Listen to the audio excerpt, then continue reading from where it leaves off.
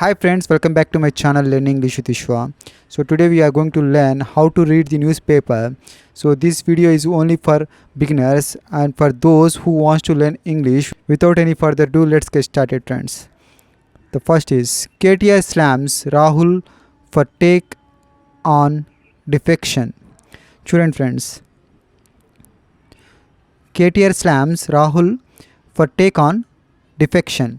ఎప్పుడు కూడా headlines news పేపర్లో ఎప్పుడు కూడా హెడ్లైన్స్ అనేవి క్లియర్గా ఉండవు ఫ్రెండ్స్. సింపుల్ పాస్ట్ ఉంటుంది, సింపుల్ ప్రజెంట్ ఉంటుంది. సో ఇక్కడ చూడండి, స్లామ్స్ ఇది ఒక సింపుల్ పాస్ట్, ప్రజెంట్ ఇండెఫినిటివ్ ఇచ్చారు. ఇక్కడ స్లామ్స్ అంటే స్లామ్డ్, ఇక్కడ స్లామ్డ్ వస్తుంది అంటే క్రిటిసైజ్. స్లామ్స్ అంటే మీనింగ్ ఏంటి friends? KTR slams criticize Rahul Gandhi criticize చేశారు for take on defections. Defections అంటే పార్టీ ఫిరాయింపులు అంటారు కదా ఫ్రెండ్స్, దాన్ని డిఫెక్షన్ అనే మీనింగ్ వస్తుంది. సో ఆయన దాని మీద మాట్లాడడం వల్ల ఈయన క్రిటిసైజ్ చేశారు. ఇక్కడ చూడండి, BRS working president. So BRS working president KT Ramarao criticized. చూడండి ఫ్రెండ్స్, క్రిటిసైజ్డ్ ఇక్కడ వచ్చింది చూసారా, సెకండ్ ఫామ్ వచ్చింది, పాస్ట్ టెన్స్ వచ్చింది. స్లామ్డ్ ఇక్కడ రాయాల్సింది, అక్కడ సింపుల్ ప్రెజెంట్ అనేది యూజ్ చేశారు. ఇక్కడ చూడండి, క్రిటిసైజ్డ్ చేశారు Congress leader Rahul Gandhi. BRS working president KT Ramarao criticize Congress leader Rahul Gandhi for speaking. చూడండి, ఫర్ స్పీకింగ్. ఈ ఫర్ స్పీకింగ్ ఎందుకు వచ్చింది ఫ్రెండ్స్? ఇక్కడ ఫర్ పక్కన స్పీకింగ్ ఎందుకు వచ్చింది? వర్బ్ ఐఎన్జీ ఎందుకు వచ్చింది? ఇది జిరెండ్ ఫ్రెండ్స్. స్పీకింగ్ అనేది జిరెండ్, ఫర్ పక్కన ప్రిపోజిషన్. ఫర్ అనేది ప్రిపోజిషన్ పక్కన ఏమొస్తుంది? నౌన్ రావచ్చు, నౌన్ ఫ్రేజ్ రావచ్చు, నౌన్ క్లాజ్ రావచ్చు, జిరెండ్ రావచ్చు. జిరెండ్ అని ఎలా గుర్తిస్తాం మనం?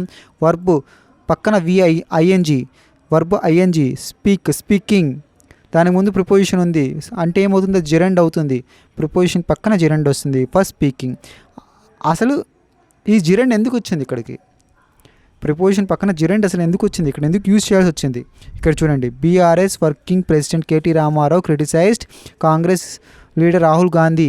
క్రిటిసైజ్ చేశారు, ఒక పని జరిగింది. దేనికోసం జరిగింది? ఒక పని జరిగింది. అది దేనికోసం జరిగినప్పుడు జిరెండ్ అని యూజ్ చేస్తాం ఇక్కడ. For speaking against political defections. ఆయన BRS working president KT Ramarao criticize చేశారు రాహుల్ గాంధీని. దేని కొరకు? ఒక పని జరిగింది, అది దేని కొరకు అన్నప్పుడు మనం ఇక్కడ జిరెండ్ అనేది చూపిస్తాం. ఫర్ స్పీకింగ్, ఆయన మాట్లాడారు అగైనెస్ట్ పొలిటికల్ డిఫెక్షన్స్, పార్టీ ఫిరాయింపుల మీద ఆయన మాట్లాడారు అగైనెస్ట్గా. సో ఆయన గురించి మాట్లాడారు కాబట్టి ఆయన క్రిటిసైజ్ చేశారు కేటీ రామారావు గారు. ఇక్కడ చూడండి, ఆస్క్డ్, ఇక్కడ సబ్జెక్ట్ ఉంది, ఇక్కడ ఉంది. ఎవరు ఆస్క్డ్? ఎవరు అడిగారు? KT Ramarao. So and asked why the party had given a Lok Sabha election ticket to a BRS MLA. ఇక్కడ చూడండి ఫ్రెండ్స్, ఈ టూ ఏంటిది? ఇది ప్రిపోజిషన్. టూ అనేది ఇన్ఫినిటీ కాదు. టూ పక్కన ఒక నౌన్ వచ్చింది అనుకోండి, నౌన్ రావచ్చు, నౌన్ క్లాజ్ రావచ్చు, నౌన్ ఫ్రేజ్ రావచ్చు, జిరెండ్ రావచ్చు. ఇక్కడ టూ అనేది ప్రిపోజిషన్ లాగా పనిచేస్తుంది. BRS MLA noun to BRS MLA. He asked why the party had given, ఇచ్చింది, ఆ Lok Sabha election ticket to BRS MLA. బీఆర్ఎస్ ఎమ్మెల్యేకి ఎలా ఇచ్చింది, ఎందుకు ఇచ్చింది అని అడిగారు. ఎవరు అడిగారు? కేటీ రామారావు అడిగారు. So ticket to a BRS MLA. To అనేది ప్రిపోజిషన్. అర్థమైందా ఫ్రెండ్స్? ఇప్పుడు చూడండి, హ్యాడ్ గివెన్ ఎందుకు వచ్చింది చూడండి ఇక్కడ. So he asked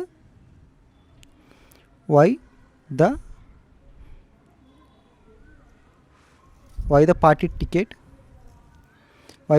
had given a Lok Sabha ticket. చూడండి, లోక్సభనే. So why the party had given a Lok Sabha ticket to a BRS MLA. So he asked చూడండి, he asked why the party had given a Lok Sabha ticket. ఇంకా party రాయలేదు. So why the party, so ఆయన అడిగారు ఎందుకు ఇచ్చారు. Why the party had given a Lok Sabha ticket to a BRS MLA.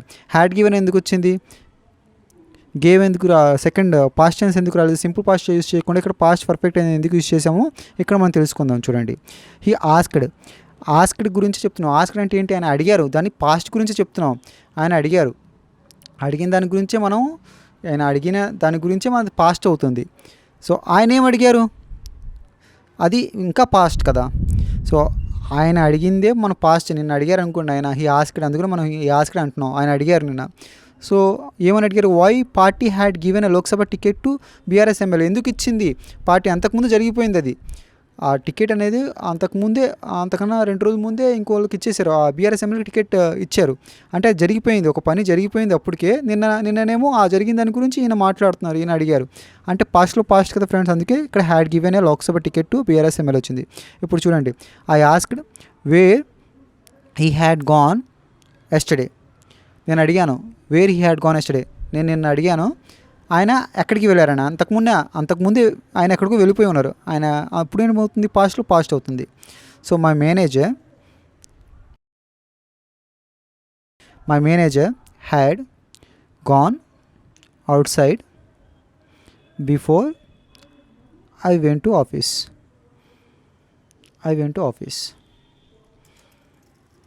చూడండి, my manager had gone outside, I went to office, నేను వెళ్ళడమే నిన్న పాస్ట్. దానికన్నా పాస్ట్లో ఆయన వెళ్ళిపోయాడు అంతకన్నా ముందే.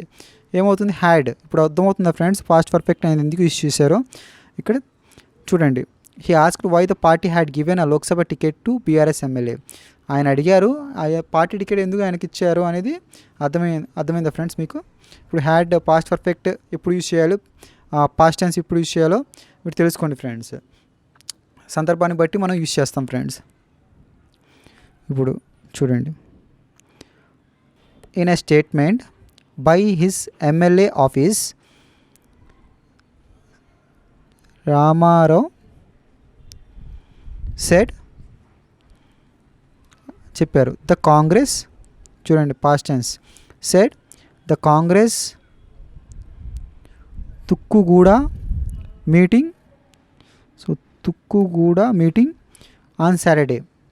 So the Congress Tukkuguda meeting on Saturday was not about people coming together.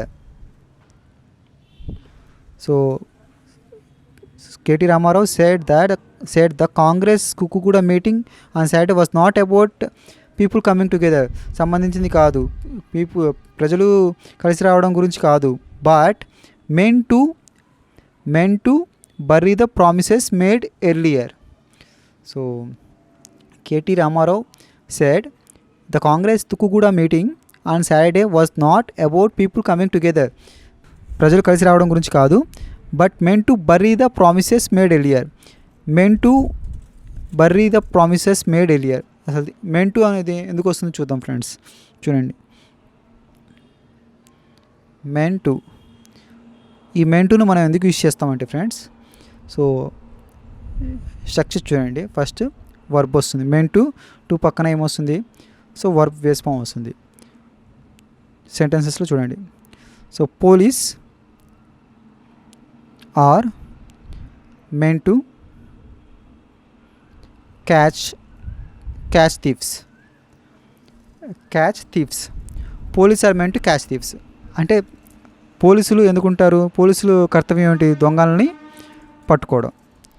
డాక్టర్ల కర్తవ్యం ఏంటి, ప్రజలను రక్షించడం. స్టూడెంట్స్ కర్తవ్యం ఏంటి, చదువుకోవడం. టీచర్స్ కర్తవ్యం ఏంటి, టీచ్ చేయడం. అర్థమవుతుందా ఫ్రెండ్స్. పేరెంట్స్ కర్తవ్యం ఏంటి, పిల్లల్ని చూసుకోవడం, పోషించడం. అర్థమవుతుందా. సో అప్పుడు మనం ఏం యూజ్ చేస్తామంటే meant to అనేది యూజ్ చేస్తాము. ఇప్పుడు స్టూడెంట్స్ ఉన్నారు, స్టూడెంట్స్ ఏంటి, డైలీ వెళ్ళి వాళ్ళు చదువుకోవాలి కదా, వాళ్ళ కర్తవ్యం ఏంటి, చదువుకోవడం. అదే కదా, students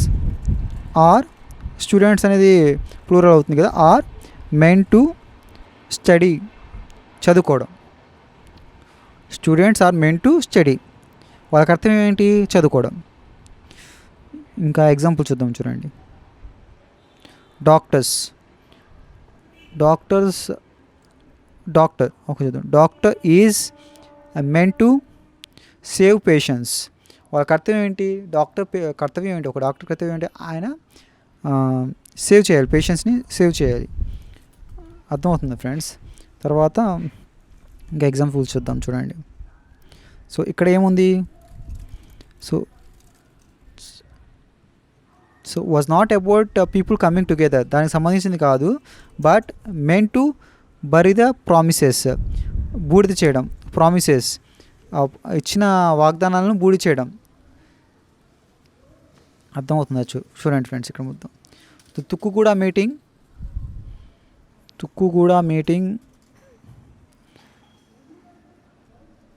meant to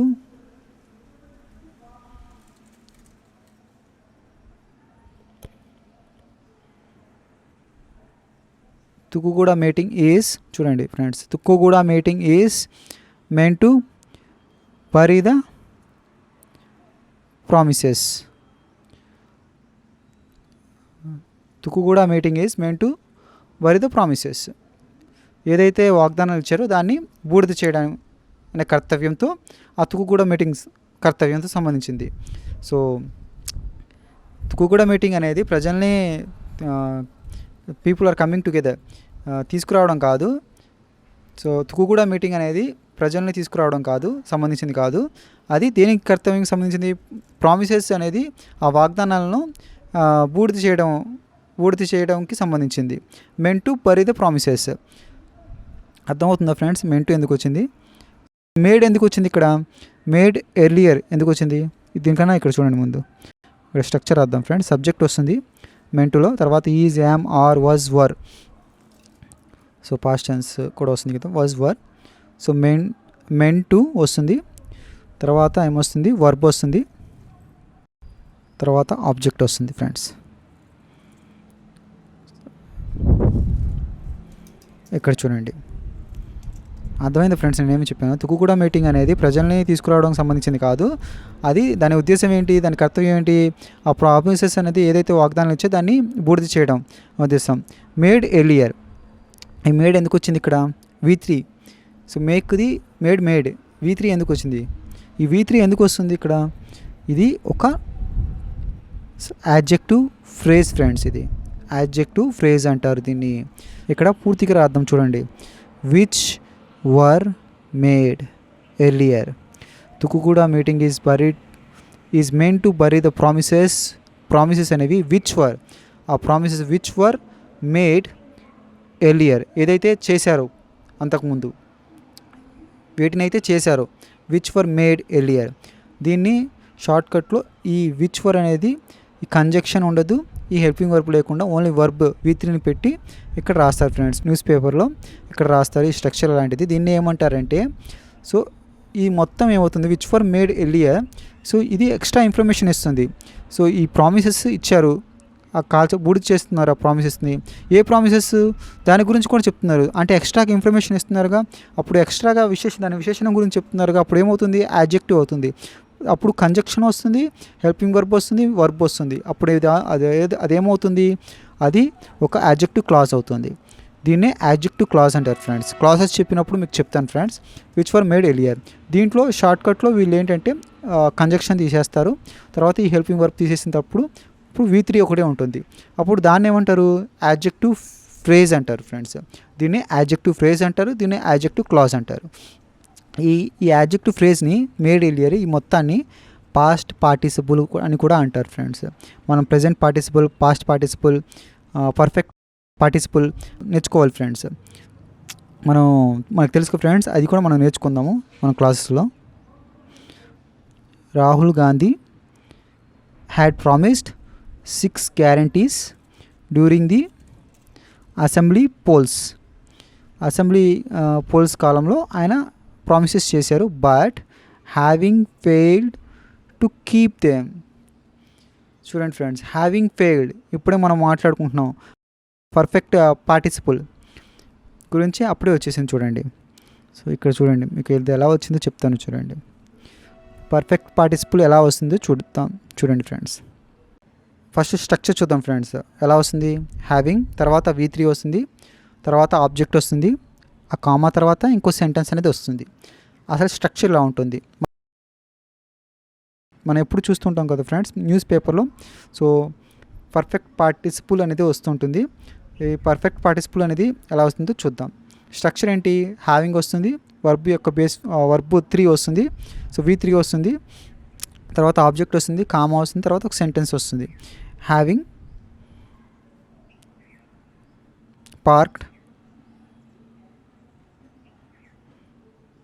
my bike, I